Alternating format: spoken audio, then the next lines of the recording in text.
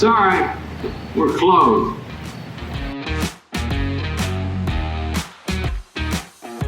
Ladies and gentlemen, boys and girls, welcome back. Episode 79 of Sorry We're Closed. And I have the role reversal of all role reversals for me here. The guy that interviewed me back in high school, all the way up to the big league level. The guy is on the Yes Network. He's won 2 Emmys. He's got his own podcast, his own YouTube channel. This guy's got everything. Mr. Matt Stucko, thank you for joining the podcast. Dude, I was sweating before trying to find a cord for this microphone to go into the computer. Now I think I'm sweating after that intro. That was a nice one. Thank you. And thanks for having me, man. I'm pumped. Listen, I do great intros. I have nothing else planned for the podcast, so I appreciate you coming on. That's awesome. Hey, that's one of the best ways to do it, man. Just go with the flow, baby. Dude, so I woke up this morning, Matt. I was actually talking to my lovely girlfriend as I walked her to work because we actually scheduled this podcast around my walk to work, her walk to work. And her older brother, she's from Brick. Her older brother was a year older than me at CBA. Okay. So he was there, obviously, when we were both there. And for those of you who don't already know, CBA is the high school we went to. We were there when we were both there. And I was telling her, she had no clue, but I was telling her, I was like, I'm interviewing Matt Stucko. She goes, who's Matt Stucko? I was like, he is the Colt morning sports reporter. That is what he is. I don't care what he does the rest of his life. He can win 30 million Emmys. He is the Colt morning sports reporter. Dude, that's amazing, man. That's so funny. Wait, what was your brother's name? And did he play a sport? Could I have said his name while doing one of the sports reports? No. He was not an athlete. I think the most he did, maybe he did chess. He was like a real smart kid, like a real brainiac, like really smart. Went to Quinnipiac actually, which is crazy as well. Went to Quinnipiac, did the whole thing.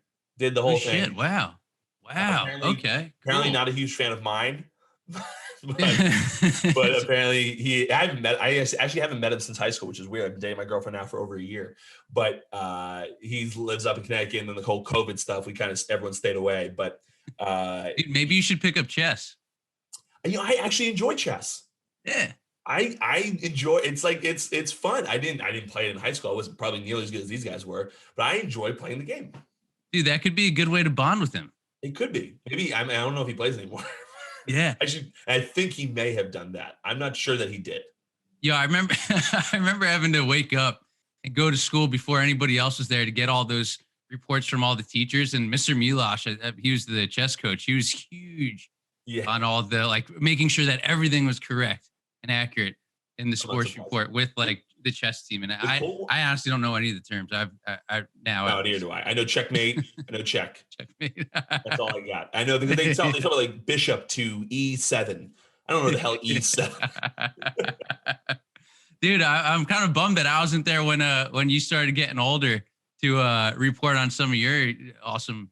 I remember my freshman year when obviously that you were a senior when I was a freshman. You're my brother's age. My freshman year, first off, everyone wanted me. You were the first person I wanted to be interviewed by in my life, because in middle school, you don't think about being interviewed ever. So you were the first person I wanted to be interviewed by. And then because you hear the Colt morning sports report every morning. And I remember freshman year randomly, I think it was for basketball, randomly you wanted to talk about the freshman basketball team for whatever reason. I'm not really sure why, but something had happened or whatever. So you texted me about it. Because you were friends with my brother, and I obviously told you about it. That was the closest I ever came to a interview for the Colt Morning Sports Report. I was a source. I was a source before I was a player. Dude, well, that's how we first got each other's numbers. Not only there's Sean, but you're actually still in my phone as Little Light. Am I really? And dude, you're like well over 6 feet tall now. Yes. Yo, for all the listeners, Pat used to be like a little dude. And I remember freshman year, you were kind of like in that awkward stage of like starting to grow. So like your hands were monstrous and your legs were super long, and so were your arms, but like your body was like still kind of small, but small enough to call you Little Light. Little so Light. That's how I still have you myself on that. I still remember, and this is classic Sean Light story, my older brother. To this day, he told me in freshman year, now only me and you are going to get this, and anyone else that might listen to this from CBA, but my freshman year, he tells me, he goes, we're going to like first day of school, right? He drives me, he's a senior, right? So he drives me in and he goes, Pat, listen, I'm going to help you out here. None of the other freshmen are going to know this, but I'm going to help you. All right, Sean, what do you got? He goes, listen, they're going to give you books and stuff like that, right? Only the losers put it in their backpack. Hold the books. Don't be one of those idiots that puts it in their backpack. Like, hold the books. So for the first week of school, I walked around. CBA gives you 43,000 books. For the first week of school, and you have to prepare. You can't always go to your locker in between classes, all the classes. So you have to prepare like 3 classes in advance. For the first 3 weeks of school or a week or so of school, I'm going around with 20 books in my hand. And I remember like a week in, my brother comes like the freshman hallway and sees me doing it. He goes, "You're such an idiot." And he has like a backpack on. I'm like, Sean, fuck you, man. I'm trying to be cool over here. I'm the only idiot over here carrying 20 books without a backpack. And then from then on, that was my little freshman hazing for my brother. Yo, not gonna lie though, I probably would have done the same thing because me and your brother, obviously being friends and being in the same friends groups and stuff like that and playing sports, I would have believed that. Yeah. Like just because like I don't want to say the cool dudes, but you know what I mean? Like Yep.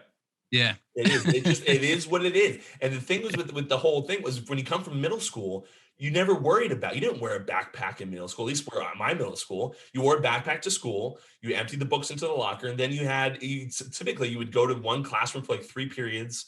So you didn't have to worry about this. So when I had no knowledge, nothing going into it being like, this doesn't sound right to me. Like the only thing I thought of was, oh, okay, I don't want to be a loser. It's high school. It's my first day of CBA. I got to make sure I'm one of the cool kids.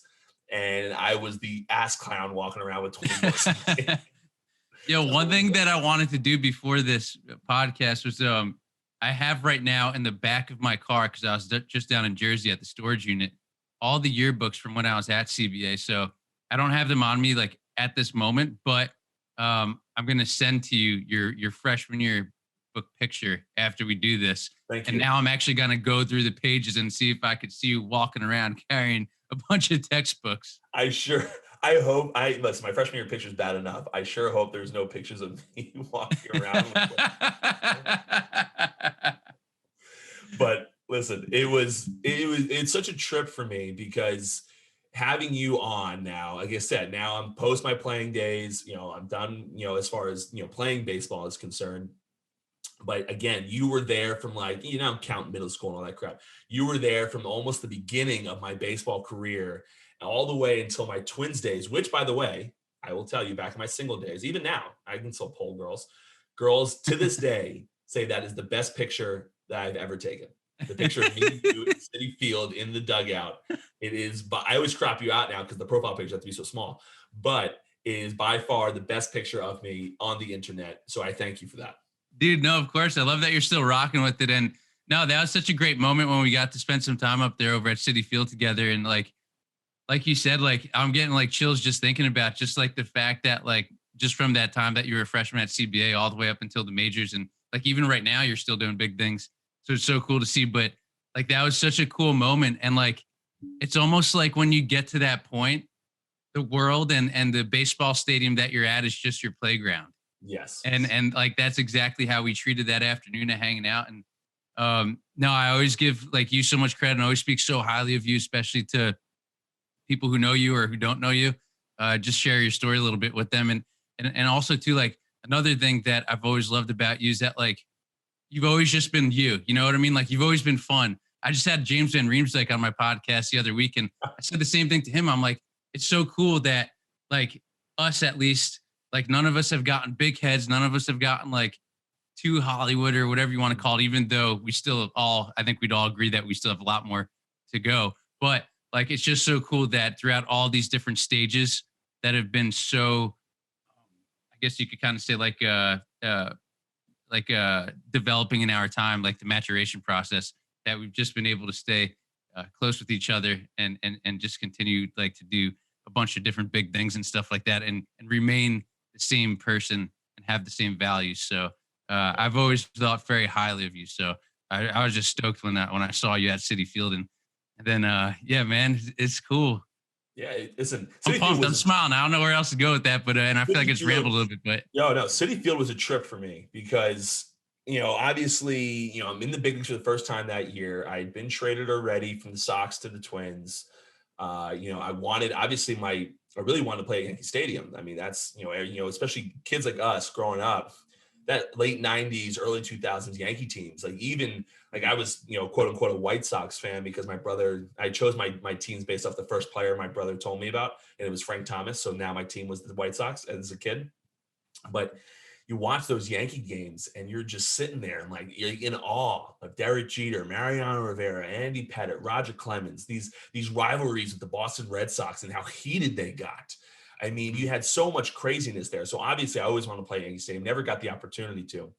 But to go to Citi Field, which was awesome, unbelievable ballpark. If you haven't been there already, you got to check it out. Citi Field's awesome. It's as good as it gets. But to come back home, go to New York City, that's where our team hazing was, which is we had to dress up in crash test dummy outfits, and we had to walk to the hotel up from we got dropped off the bus like in the Midtown Manhattan, right by Rockefeller Center, and we had to walk to our hotel in these idiotic costumes. But like having everything that surrounded that weekend in Minnesota was so cool for me. And then on top of it, to have you there and talk about you. I remember you talking about bringing Skittles to Byron Buxton and like doing all of these crazy things. And obviously I'd watched you. You had been at the Yes Network for some years there at that point, interviewing every player under the sun. And then me to be a part of that, as well as coming back from all over the Colt Morning Sports Report, dude, it was that's some wild shit, right? Trippy. Kind of trippy. Yeah. Trippy. Yeah. It's so crazy. I remember sitting freshman year. I'm trying to remember who my homeroom teacher was freshman year. I want to say it was like Mr. Tortorisi, the religion coach, the religion teacher, Mr. Tortorisi. I think it was him. I remember sitting there and just listening and always listening to that Colt Morning Sports Report. And then to be flash forward how many years? That's 13. So it was 2009. So it'd be 7 years, flash forward 7 years to be in Citi Field's dugout with you, getting interviewed. It's just so crazy. The transition that took place. It's mind blowing. And now we're almost 7 years later after that. Yeah, dude, it's nuts. Dude, before when I was in the shower, which I'm sure you all see the video before it. But I was thinking, I was going back how long we known each other, how long I've known about you playing baseball. And yeah, you're right. That's a really long time. And then you think about your minor league career, you think about your big league career. And then it's just it almost feels as if, because that's been such a big part of our lives, it almost feels as if if you had a career that went 30 years, just because you just put baseball, Pat Light, baseball reporting, they just connect, yes. One and two. So it's just so crazy. And you said something about how you didn't get the opportunity to play at Yankee Stadium, which I'm sure, like you said, is kind of a bummer. But also at the same time, dude, you played at Fenway Park, man. That's one of the best stadiums ever. You played where so many great people did. It's still the same Fenway Park that it was in the early 1900s. It is one of the best ballparks, probably, if not the best ballpark around. So for you to be able to have your locker at that ballpark with your name up on the top of it, that must have been fucking wild. So it was, and that's the thing. If it was the old Yankee Stadium, it would have meant even more to me. The fact that it was obviously the new Yankee Stadium, it's cool, but as far as baseball parks go, as baseball people, you're talking about the Fenway Park. You're talking about Dude, Fenway Park, yeah, exactly. You're the Cubs. You're talking about the Dodgers. You're talking about those places as the iconic places in baseball. And then you talk about Yankee Stadium just because they built a new one. Mm-hmm. But to have that locker in that year specifically, 2016 was David Ortiz's last year. Mm-hmm. So to be my whole goal was to get to the big leagues that year, not just for myself, but because I wanted to get up there and that I could say for the rest of my life that David Ortiz was my teammate at one point. And it was in spring. I remember his first day of spring training. We're walking out to big league camp. We're walking out to the stretching lines, and David Ortiz comes out late. That's just what he does. But he comes out late with a full camera crew following him. And it's just this is what the big leagues are like. This is insanity. I'm trying to do arm circles over here, and I got David or Big Poppy coming in from left field with a camera crew. It was so cool to have that. And then my first locker buddy in the big leagues was Dustin Pedroia. Wow, I didn't know that. Dustin Pedroia was the one guy I was terrified of because he works so hard. He's been in the league forever. He's as gritty as it gets. I was like, do I work hard enough for this guy? Is this guy gonna yell at me? No matter how hard I tried, I couldn't beat him to the ballpark. It was that guy was just the epitome of what Red Sox were in the early 2000s, trying to get back to a premier ball club. And luckily, he was one of the nicest people in the world. But you just get terrified going into it, thinking that he might not be. Yeah. But anyway, Matt, I'm curious. You've been interviewed. Dude, that's a great story. Thank you. Appreciate that. Yeah. You've interviewed about 4,000 players. Other than me, who's your favorite? And who's your least favorite? Oh man. Oh shit. To be honest, favorite. I don't know. Like it's weird because after having done this so long, you could kind of get a sense of like who's real and who's like a load of BS. Mm-hmm. So I tend to like and gravitate towards the real people. So I think some of those very real people who I've developed a relationship with and can call friends, some of them that I'm about to name them, but like Tim Anderson on the White Sox, he's the man. Josh Donaldson, I know I'll never forget, like when he was playing on the A's, they came to Yankee Stadium and the PR guy straight up said, "Does anybody want to interview Josh Donaldson?" And there was a bunch of reporters in the clubhouse, and nobody said yes. And it was like crickets. And I'm like, I didn't have anything prepared for him, but I knew of him. And like, if I was in that position, I'd want somebody to interview me. You know, like I'd want it like that, like little boost. And I was like, yeah, dude, I'll do it. Like, because I knew a little bit about him. Yeah. And then I learned more about him after that interview. And then I think he kind of gained a respect and a mutual respect. Like, you're investing time in me, I'm investing time in you. So let's like stay in touch. Let's do this again or whatever. So for every team that he was with after that, and every time I saw him, the relationship just kept on getting better and better. Things happened personally and professionally for the both of us that were getting better and better, thankfully. And there's always just that mutual respect with Josh Donaldson. So what started as like, quote unquote, nobody wanted to talk to him has turned into like one of the better relationships that I've had with an athlete. But again, like all these things, if I don't know the player already, they start as like a fun interview, and then you just keep in touch with them. You know what I mean? Like ask them how their family's doing, ask them like how their dog is doing. So again, I think there's a little bit of favoritism towards certain players just based solely off of that. Like Adam Ottavino, for instance, like that dude is, man, he's with the Red Sox right now, as you know. Yes, he is, and he's doing well. Yeah. But he's awesome. I'm trying to think who else off the top of my head. By the way, not to interrupt you. Yeah. The first two players you named, I like as people, but they just so also happen to both hit home runs on me. So I'm not ecstatic about the first two people you have mentioned in this podcast. Tim Anderson absolutely destroyed me in the minor leagues. The guy swung, he always batted leadoff, and he always swung at the first pitch. And I was a starter at the time. It was a pain in my ass. I'm just trying to get into the game instead of hitting nukes off me. It's such a pain in the ass. And then Josh Donaldson is kind of infamous in my Twitter sphere and Instagram sphere because I pointed up as if it was a pop-up, and it turned out that it went over the fence, which is a no-no in baseball. And then my brother Sean, who was a strength coach for the Lakers at the time, when he came to Toronto, when the Lakers came to Toronto to play the Raptors, he went out on center court and pointed up. And now it's now lives in infamy in my life, and it comes up. I would say at least once a month, someone tweets it at me. So, dude, I got to see that because I think I've seen all the other clips, but I haven't seen that one just yet. But that one's awesome. Yeah, that sounds great. I don't typically retweet it, which is how you would see it. I always retweet the Mike Trout strikeout. That's a given. If you tweet at me the GIF or the video of me striking out Mike Trout, guaranteed, guaranteed. Take it to the bank. No, so I love the fact that you've embraced the Mike Trout strikeout so much because, like, he could arguably go down as the best player of all time. I know. Like, yeah, I see that smile. He was my year at in high school. He was at South Jersey. Do you remember where he went to school? Was it Millville? Millville? Yeah.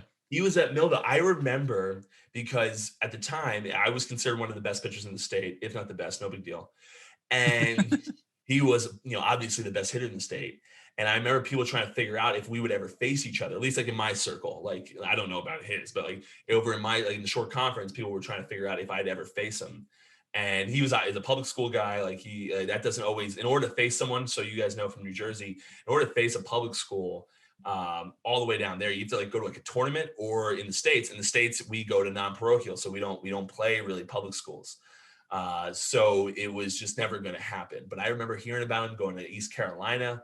I remember all these things. And then he getting drafted 26th overall by the Angels. And then it was pretty late. Huh? Yeah, it was pretty late in the first round, because I was there draft night, and I remember he had gotten to the draft a little bit late because it was raining, so there's traffic to get to Secaucus, New Jersey, where they hold the MLB drafts. And then there were whispers thinking that he wasn't even gonna go in the first round at all. So everybody was kind of like biting their nails who was at the draft, because they were televising it.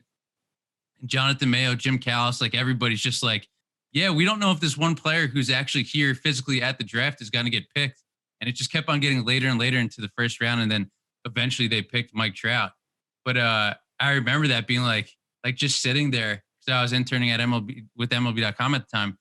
And I was just sitting there just like, man, I really hope this kid gets picked, because that would be horrible to drive here and then not get picked at all. But yeah, he somehow lasted to the end of the first round. It's unbelievable looking back on that. And as a guy who I was 37th overall in 2012, and like I hear constantly, not anymore actually because my career's over, but like during my career I would hear constantly that the guy who they could have taken instead of me that would have been better. Like Joey Gallo was on the board still, like he got picked like maybe 10 picks later or something like that. You always hear that in the Reds, especially the Red Sox. Red Sox people are insane, great fans, but like they follow that shit like you wouldn't believe. Do you hate hearing that? Because like if that were me, the way that I would think about it is that, all right, but then like that would have shuffled 20 other picks ahead of me. And then if Joey Gallo wasn't in the Texas Rangers system, if Pat Light wasn't in the Boston Red Sox system, like anything and everything could have been different. Yes. Like that's not how fans look at it, though. You know that. Yeah. That's just not especially Twitter. I don't know. That is not how the world works in baseball. It's not how people think in any capacity. And people talk about it all the time with Mike Trout is all those 25 teams above him, how their organizations could have been different by possibly having the greatest player of all time on their roster for how many years. The other thing that I think about, and this is more selfish, it's actually selfish for the game of baseball, is Mike. Like you want him on a Red Sox team. You want him on the Yankees. You want him on even the Mets or the Dodgers or the Cubs. You want him on one of those historic teams, not for only because it's cool, but the other reason is those teams are traditionally always in the mix.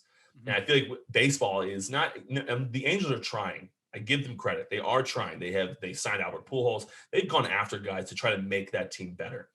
But we're getting cheated as baseball fans a little bit and not being able to see Mike in the playoffs more often, seeing that caliber of player. I mean, we get to see Mookie, he's 1B in my opinion under Mike, and who knows where his career will end up. But I want to see Mike in the playoffs more. I need to see him compete for a World Series. And I just don't know that it happens. Although the Angels are off to a good start, I just don't know that it happens in the Angels organization. It'd just be cool to see Mike Trout more on a regular basis. If you don't have MLB TV, you're not watching Angels games. There's no way that you could watch Mike Trout unless they're playing the Mets or the Yankees and you stay up until 10 o'clock at night, or it happens to be that one weekend of the summer where you probably have a wedding or something else to do that you're not going to be able to watch the game. So no, I agree with you 110%.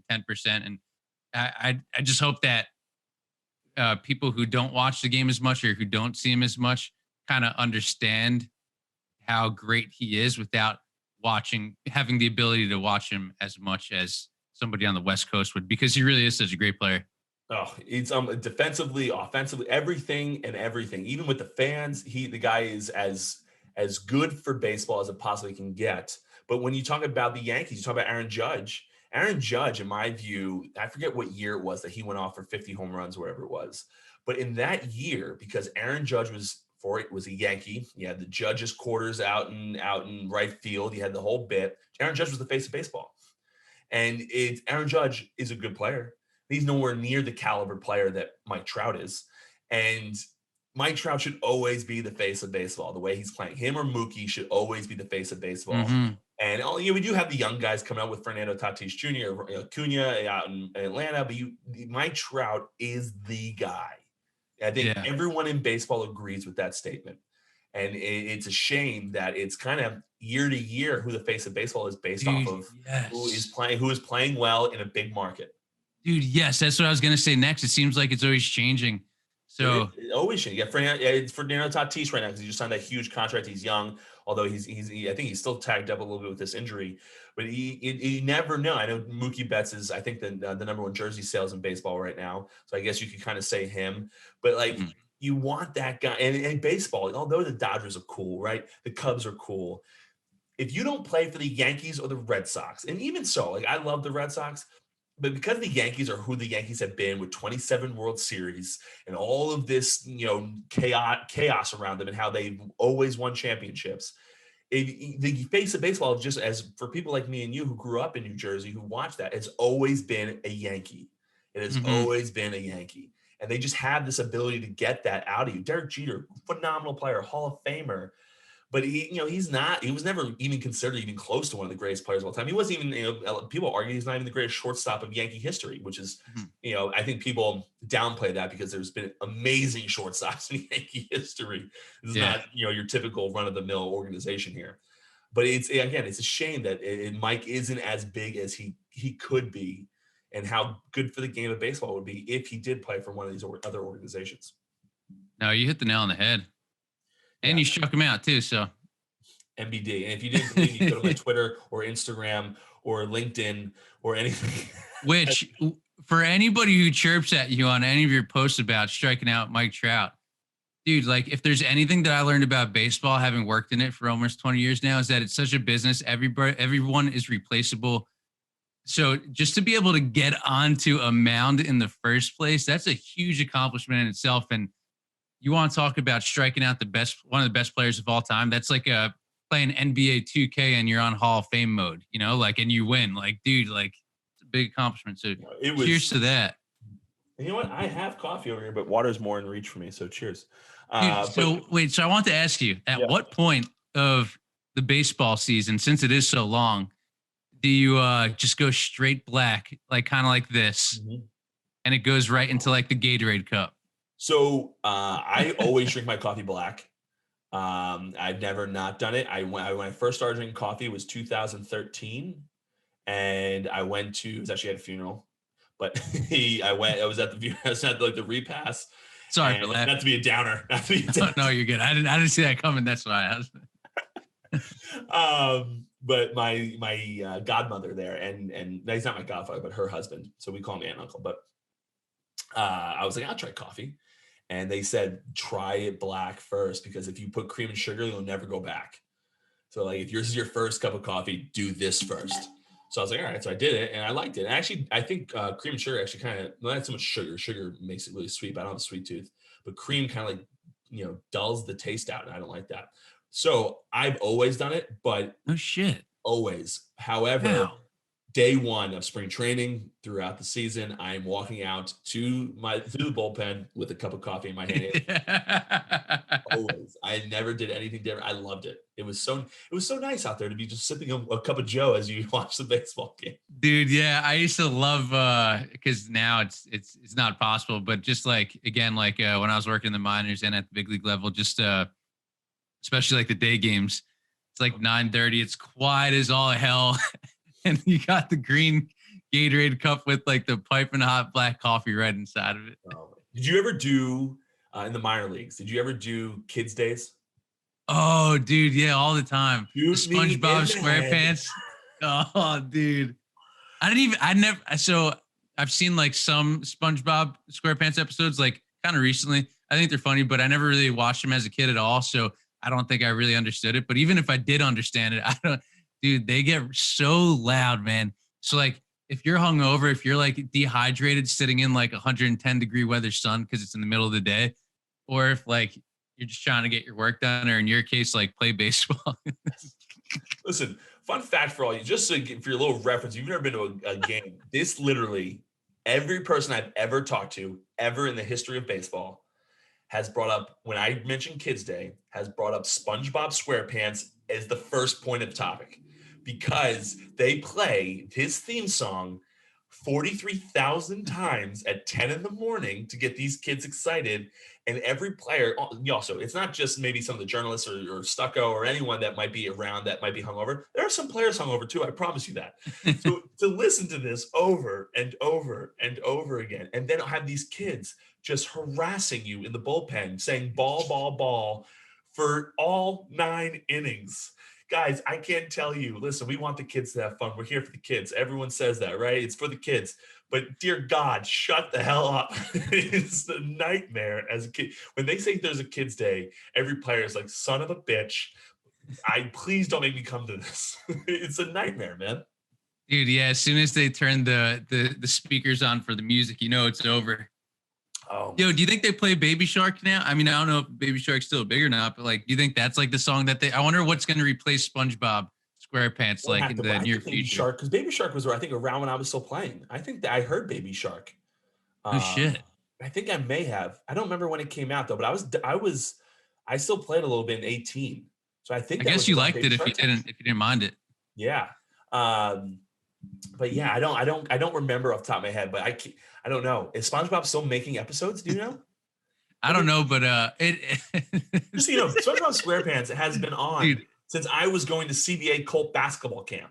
Yeah, I never watched it when I was little, but again, like, I've watched it like recently because like Becca, like it'll be good to have on in the background sometime. Or like you're always gonna be with somebody who's gonna make a SpongeBob reference, and then they're like, "Oh, you didn't see that episode?" Then you end up watching it, and you're like, "Wow, this is actually pretty funny." But then there's 1,000 more episodes that you haven't seen, and you just yeah, and then it just continues to go on and on and on. But yeah, those kids' days, I can't believe I haven't thought about Kids' Day in so long, and thank God I haven't, because that's one of the benefits of leaving baseball is you don't have to deal with that. It is as big of a nightmare as it gets. But and listen, dude, my face hurts. Stucko, listen to this transition. Yeah, what you got? Proud of me. You're about to be really proud of me of this transition. Speaking of nightmares, boom. Let's talk about your Yankee team. You're a Yes Network guy. I'm sure you've watched several games this year. My last podcast I did, which was this airs that we're recording Thursday, so my podcast dropped this morning, talking about the Red Sox and how good they've looked this year.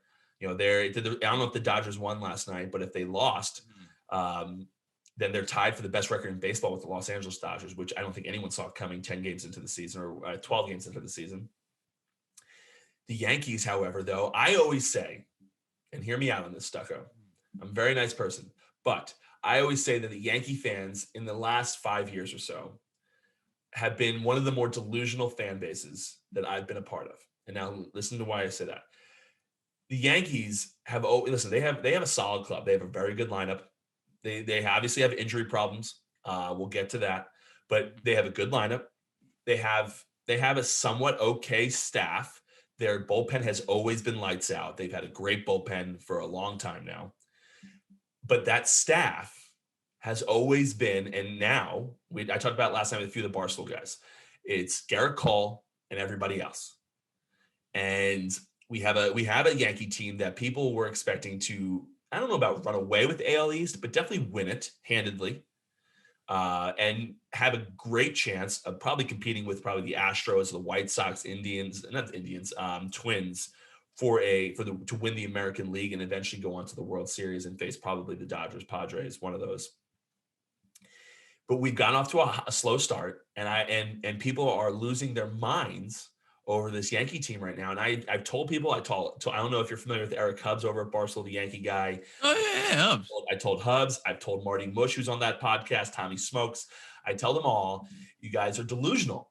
You guys have a good lineup, but if you had injuries, if you didn't have injuries in that Yankee team in the last 5 years, you probably have a World Series ring at some point. But you had injuries, run rampant through that team. You have it again this year.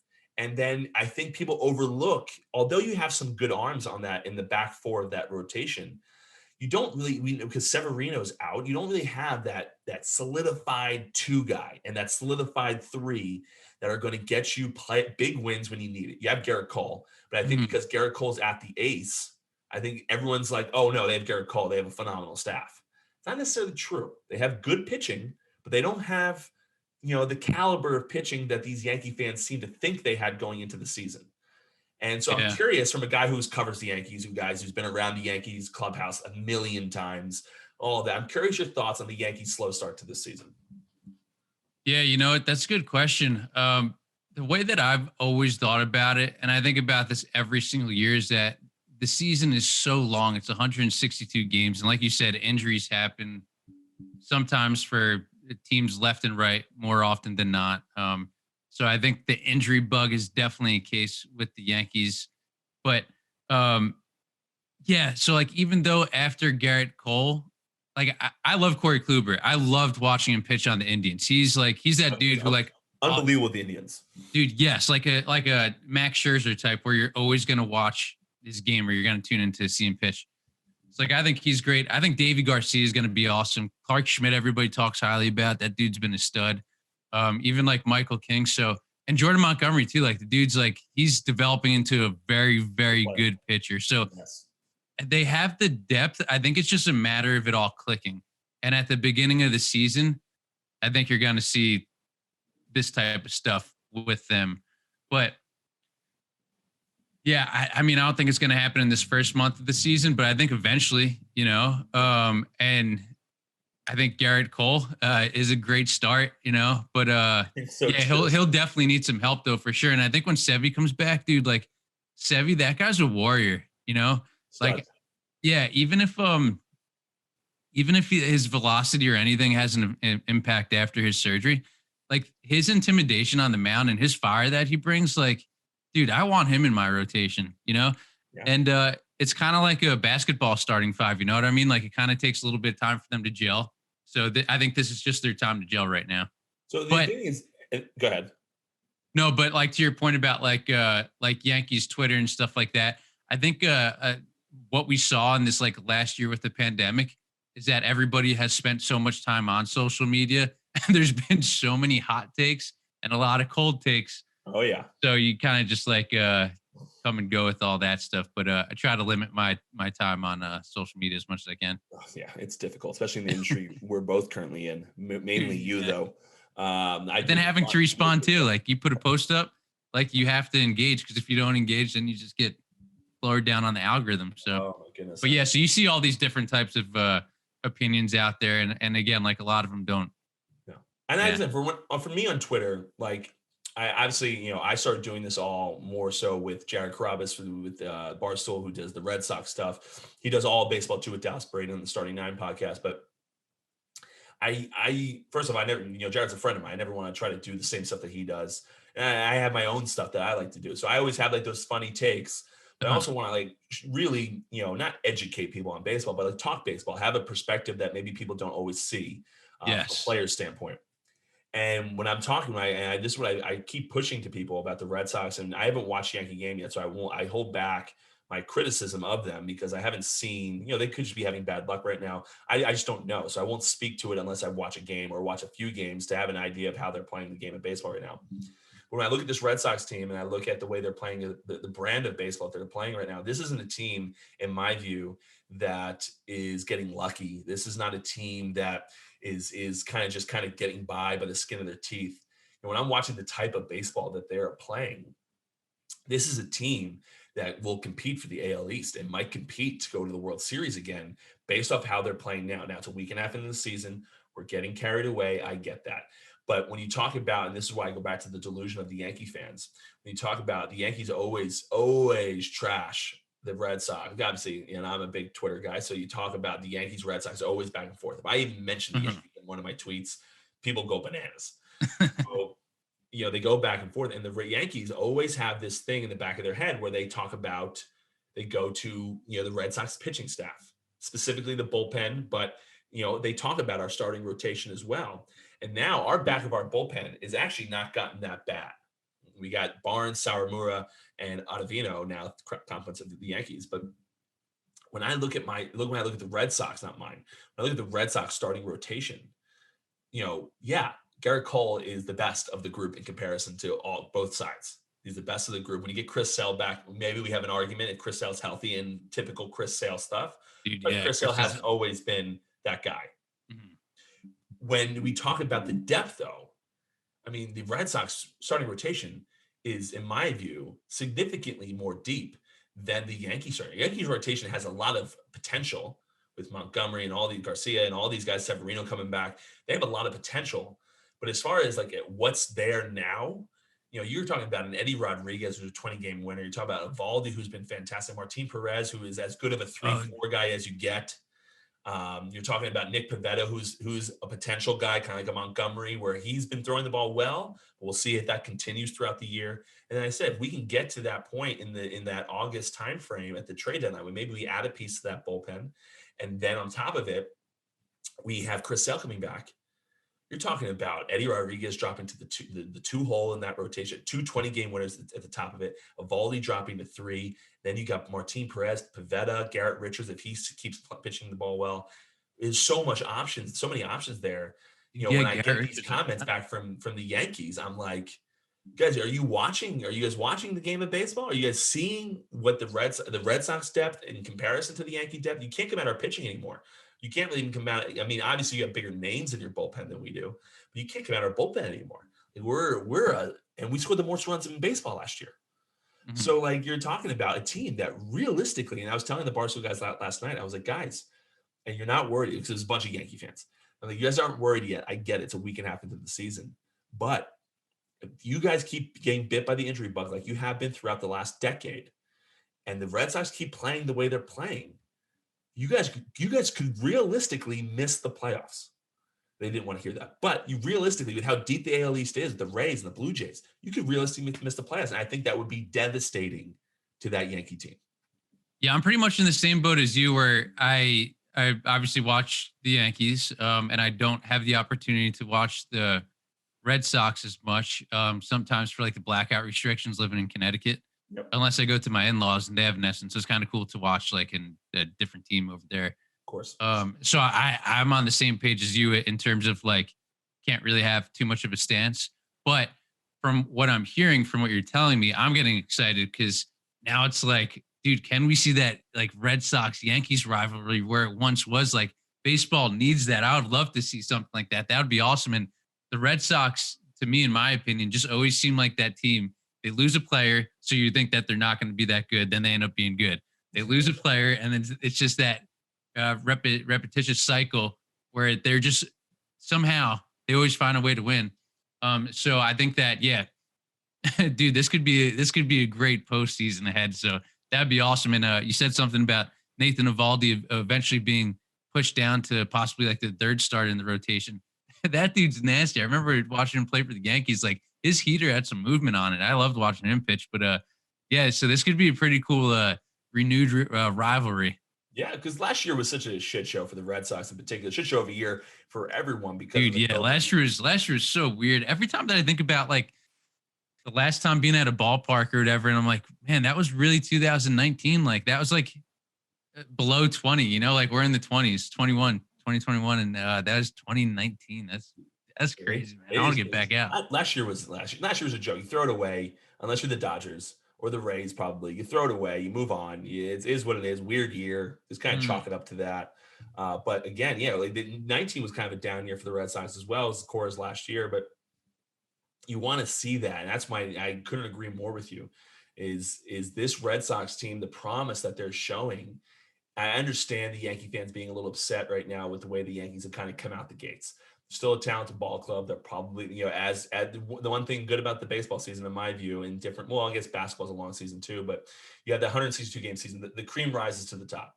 It's not like I picked the Red Sox to win the World Series last year solely because their talent level was nowhere near a World Series. But so like April, the way they're having their first month of April, if they had that in August last year, there's only 1 month left in the season. They could make the playoffs and make a run. Next thing you know, who knows what happens. But in a long year, it's the best teams get to where they're supposed to get to. That's just the way it is. The Yankees are going to be a good team. But the thing is, and this is what, as a Red Sox fan, I get nervous about. I'm going to say I think similar should be for the Yankees, should be the Rays and Blue Jays, is that is, other than the NL East, probably the deepest division in baseball, which it always is. The AL East is always a hugely competitive division, one of the toughest ones to pitch in.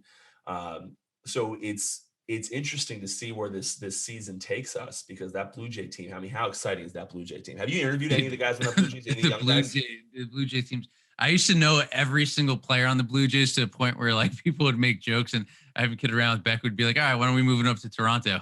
But it was like to that point.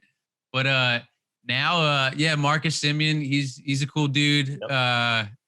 I always loved George Springer. I think he's a cool person. Heard great things about him. Never met him personally, but Matty Barnes, the closer for the Red Sox, they went to UConn together. So, Matt Barnes. I heard really good things about him. Yeah. So Springer's cool. I'm trying to think about who else from that lineup. But yeah, man, I love Toronto as a city.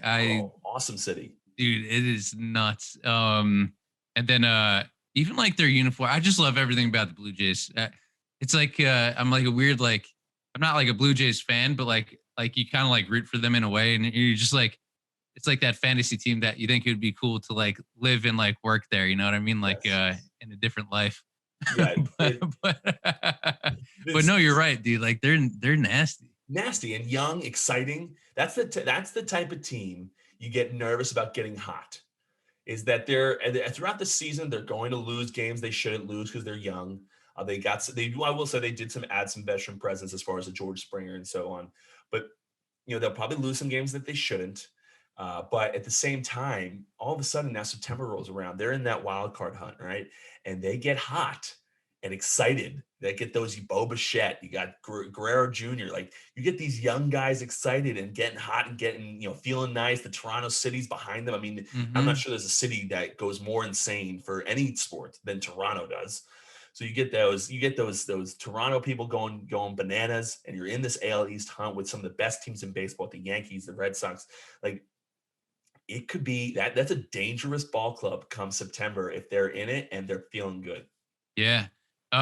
Toronto, where the Blue Jays play, like when they hit a home run, you could hear it while watching the game on TV. But like when you're there too, like they get loud. Like that place gets really, really loud. It's like a sneaky, really good baseball community up there, right? Yeah, I was on the mountain for one of them, so I understand how loud it gets there. Dude, wait, hold up. You gave up a home run and Josh Donaldson. Dude, yes. All right, tell me. Just daggers. Oh yeah, the home runs there. I interviewed Josh Donaldson once. Did I mention that? Did I mention the Josh Donaldson interview? Yeah, I interviewed Josh Donaldson, and home runs at Toronto. They are fantastic. I can't believe that. Yeah, dude, like 20 minutes ago, you're like, yeah, who are your two favorite interviews? The two guys that waxed you. Absolutely. But dude, wait, so is it as loud? Yes, yes, Stucko. It's loud, okay? It's loud.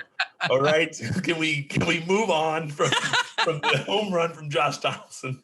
I've been saturated with the Mike Trout strikeout. Is that okay? That's how great of a job you've done branding that strikeout? Is that I have branded the hell out of that. Every person that comes into Green Art that knows me from Twitter or Instagram, they go, "Oh, you're the guy that struck out Mike Trout, aren't you?" You're right, I am. It's almost as if Mike Trout never strikes out, and I'm the only person in history that's done it. I met him once. The next time that I meet him, I'll try to find a way to incorporate that into the interview. And then the best part about it is that lifetime, he's 0 for 1 with 1 strikeout, batting 0 for against me. The thing that people don't remember is that I faced him earlier in that game and hit him, so it doesn't count as an AB. So I almost hit him in the head too. So it doesn't count as an at bat. And I pitched so poorly that he came back around. And that's when I struck him out. And then that is when I had the standing ovation, which everyone sees now. It's actually the picture for this podcast. Everyone sees me walking off the field at Fenway to a standing ovation, which looks like I just closed out Game 7 of the World Series. But in reality, it was a sarcastic standing ovation because I had just given up 20 runs. Dude. What a world I live in. Oh, that's awesome. That's so good. That was great. Yo, but I know you just like mentioned the podcast cover, but like one of my favorite things about your podcast is the intro.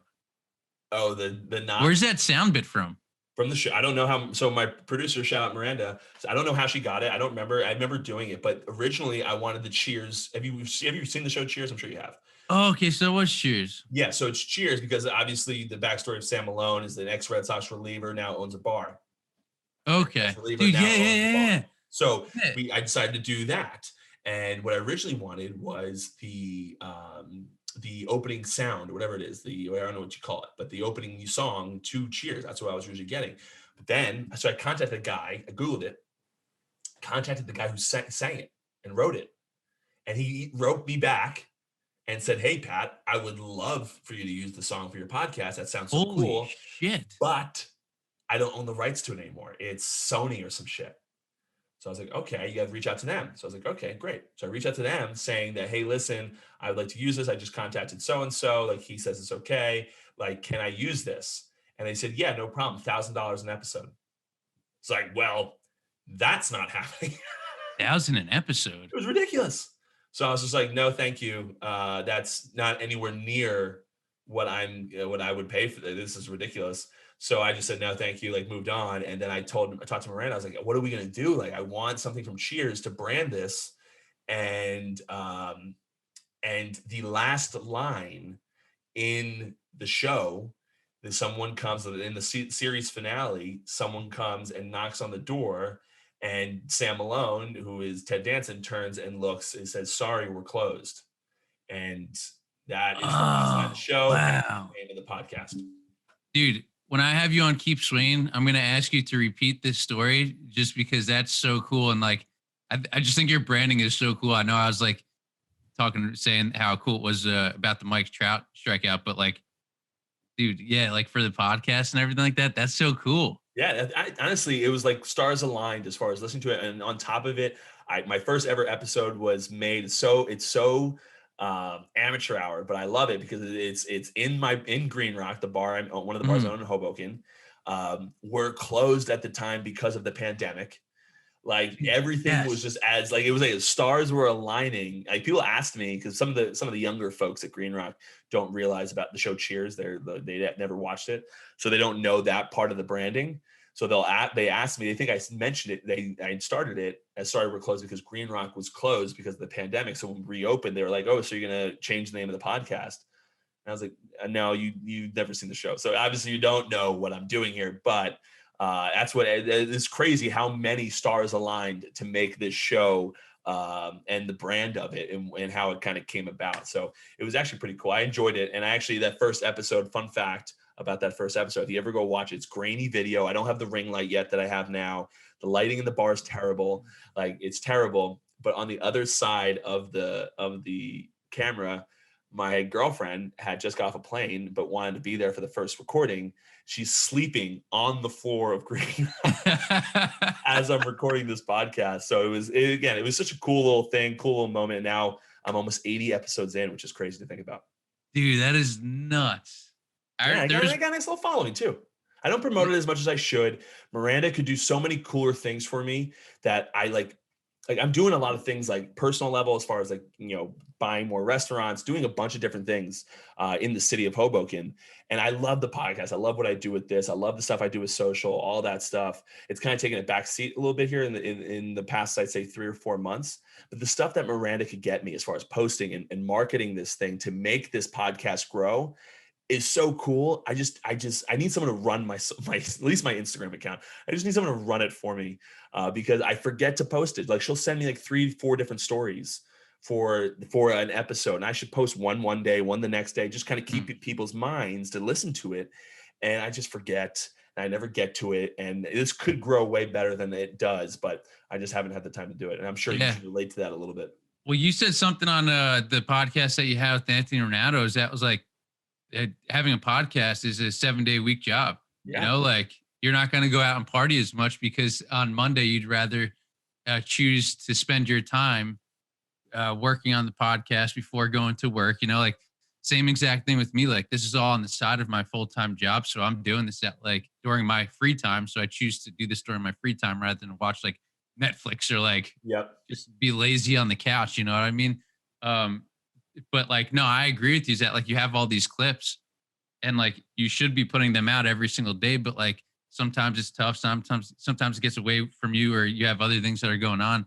But like, that's such a cool story that you shared too. Damn, I feel like I'm kind of digging into like the keep swinging type storyline right here, because this is also something that I want to talk about with you too. Is that like you had that first episode at Green Rock, like, and you said like your girlfriend's sleeping behind the camera, like the video's grainy, and like now from what I can see, the reason why I have this plain background, which depending upon like the dimensions that you guys use for the video, maybe you'll see a little bit of this crib to my right, but like I do this blank background on purpose because I want to be able to take the show on the road, which I have been able to do, and do it from wherever with like a blank background. But what I really want to do is what I'm looking at right here. Dude, you got the cool chill setup. You're just like in your couch. You got the lineup card behind you. I can actually see the city behind you rather than just like it being like completely blown out. Like it looks good. I could see the ring light sometimes in the reflection. So I know that you got the good light going. Yeah, dude. So like just seeing the progression of that's pretty badass, man. Yeah, honestly, I used to do it on my desk, which is right here to my left. And like it was the background was my room. Like it's not as like sometimes you can see my bed, which I absolutely hate. That's as in my opinion, that's as unprofessional as it gets. Like I didn't like that. And like when I do something, like I want to like it took me a while to do a podcast because I wanted to make sure I did it right.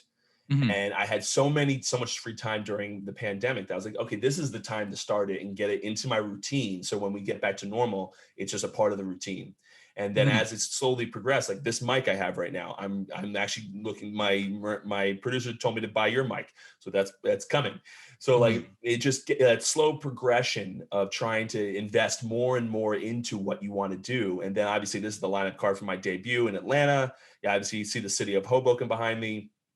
So many things that I think would be really cool. And I want to add things to this. I want to be able to do things and show some cooler, items behind here. But it's all a part of the process. But like you said, it's it's 7 days a week. Like you can't half-ass this. Like I was talking to Marty Mush about it. And it's like you start a podcast, you're like, this is awesome. And then as you get into it, you're like, well, I'm not doing as much as I should be doing. Like I see my numbers, I got a good following. I got a good core group of listeners. But like, if I tried harder, I could probably get more listeners if I wanted to. And like, I haven't done it. And then it starts to weigh on you because, we're people that are like, not necessarily perfectionists, but we want to make sure we do things the right way.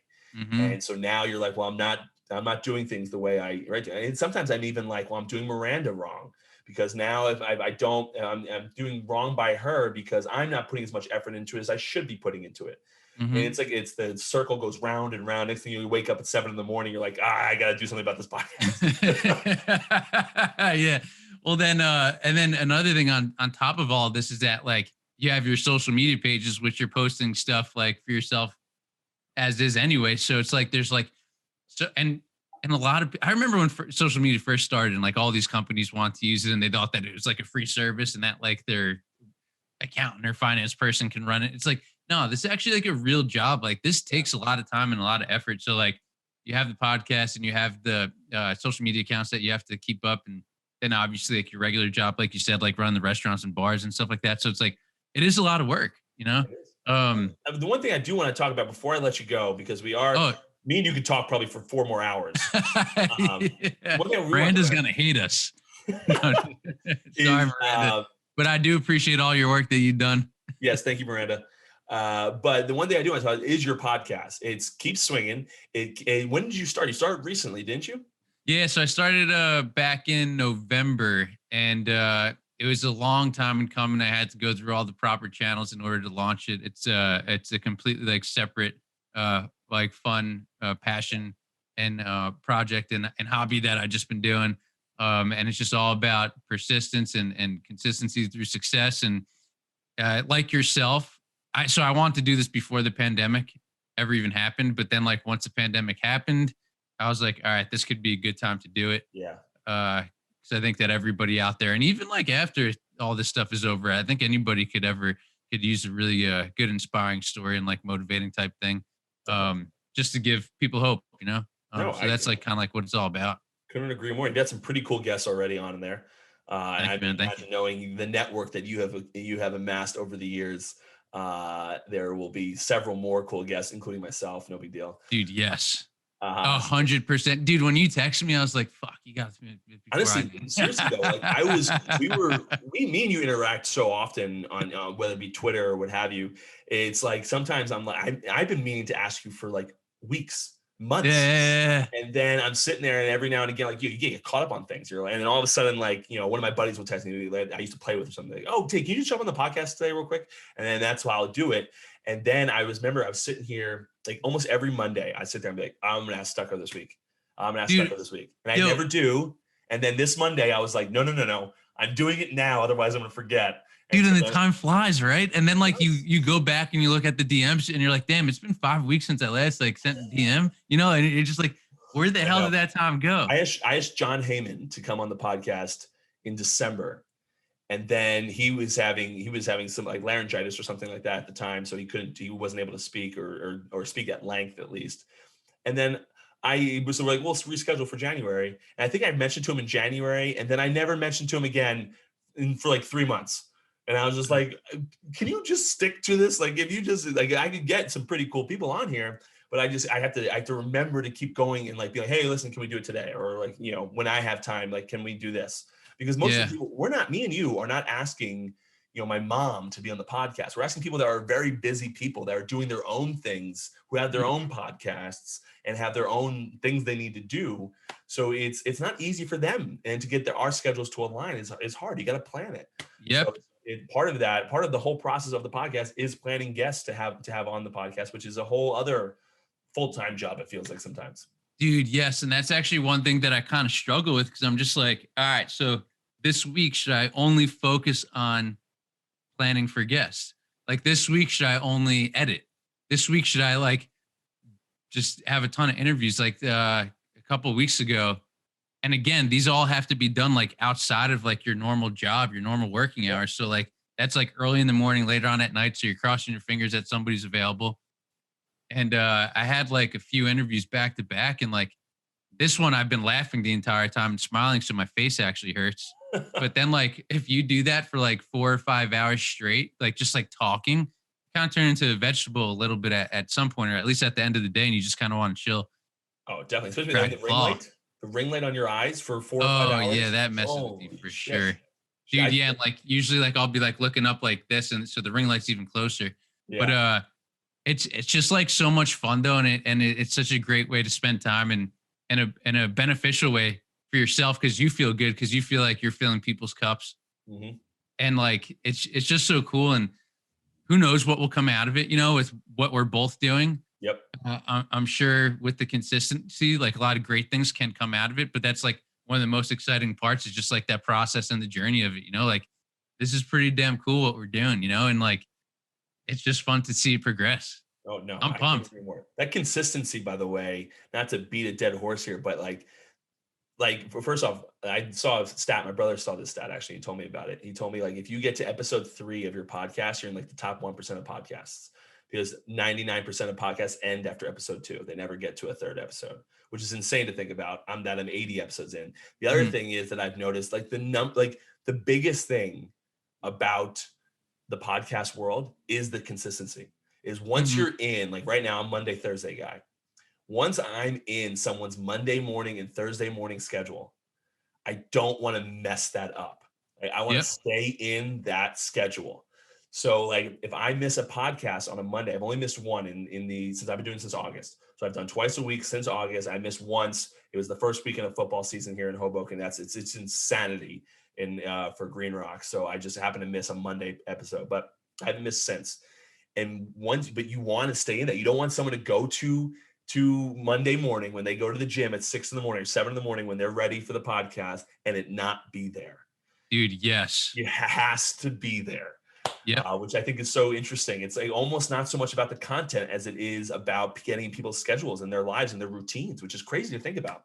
No, you're right. I've been thinking about that a lot recently too, because I'm like, so at the very beginning of creating the podcast, I was doing like 1 episode a week, and then like the bonus content on Thursday. But then like when you edit both video and audio and then upload it to all these different channels and then create those clips for the social media stuff, you're like, this actually may take longer than that time that you allotted yourself. So sometimes it may take 2 weeks to turn around. So like now I'm thinking about like changing just like that profile to saying like weekly to bi-weekly. So then it's like 2 episodes a month. So then you're always guaranteeing your listeners and your viewers exactly what you just said. On Monday morning, you can open up the app on the first week of the month and it's going to be there and on the third week and stuff like that. And like, there's been times where I've wanted to like just release a bunch of interviews. Like I have like some that are ready to go right now, but I'm just like, with the baby in the picture, I don't want to time this and say on the way, but with the baby in the picture, it's like you want to be able to have those in your back pocket so then you don't have to do anything while the baby is here, you know? So it's like, then it's almost like you start to overthink it and you're just like, well, but I got it right now. Why don't I just put it out, you know? Oh, listen, I know. I'm spoiled with Miranda as far as editing and not having to worry about that and having the stories. Like I woke like last night before I left, I managed Green Rock on Wednesdays. So before I even left Green Rock last night, I had the Instagram story ready to go. But then it's a snowball, Matt, and you get this. Like I get the Instagram story. Well, I want to post it at the right time so I get the most amount of impressions on it. Like if I post it at 6 a.m, how many people are really going to see this? Like, you know, my typical Instagram stories get between, like the really good ones get, 2,500, 3,000 views. The average though is like probably 11 to 1,300 views on the Instagram stories. But I want to make sure that those 1,100 people, 1,300 people are seeing it and have the ability to see it. But if I set it at 6 a.m., who's up seeing this now? And it just, like, it never ends. As my dad said when I was growing up, there's always something. It just never ends. But you want that bank of interviews. Like, how many times have I gone on Friday afternoon and be like, shit, I didn't get an interview for Monday. So I keep putting out episodes on Monday, but I stopped. Like one of my original goals for 2021 was that I'd have a guest on every Monday, a different guest. It is a nightmare trying to do that. It was a lofty goal. Dude, well, and on Mondays is kind of tough too, because I do the same thing with like the release dates, but then it's like, all right, so now you're working on that Sunday, you know, like Sunday, quote unquote, day of rest. There's no such thing as any sort of day of rest or anything like that. I mean, like, I don't even. Yeah, you get a lot of times. If we didn't have a podcast, there wouldn't be a day of rest. No, but even in our world, like I said, a lot of the people that we would have available for our podcast guests are available on like a Sunday or a Saturday. They're not available during the week because they're doing everything their own stuff. So now, no matter what, you're working on the weekend. You can't. Yeah. So like it's this it goes round and round and round, and just constantly doing things. Yep, 100%. Yeah, and I think I felt like about 20 guests on so far. I think around there maybe. But like now I'm gonna start dipping into baseball and getting some of my boys on from there. So you included.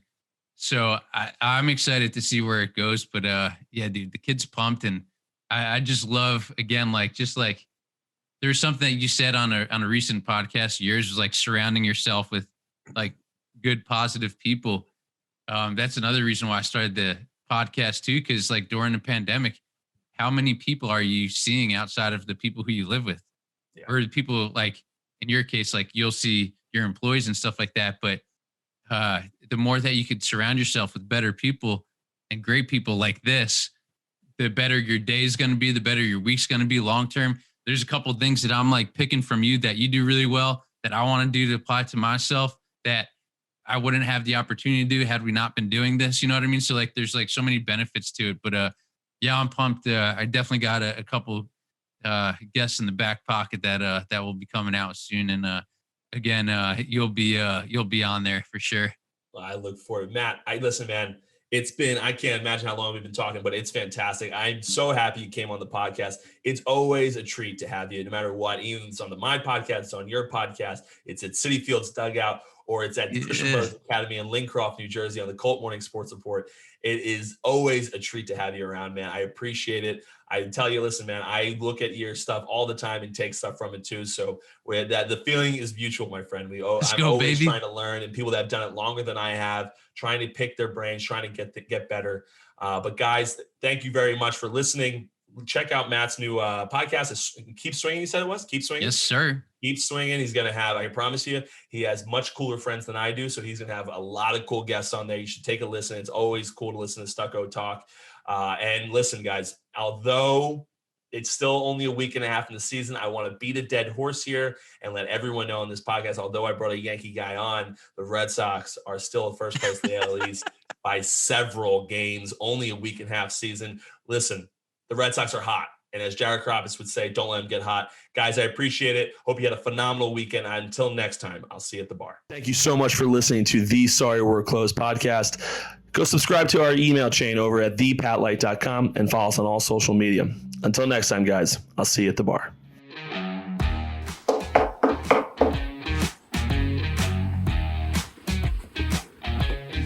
Sorry, we're closed.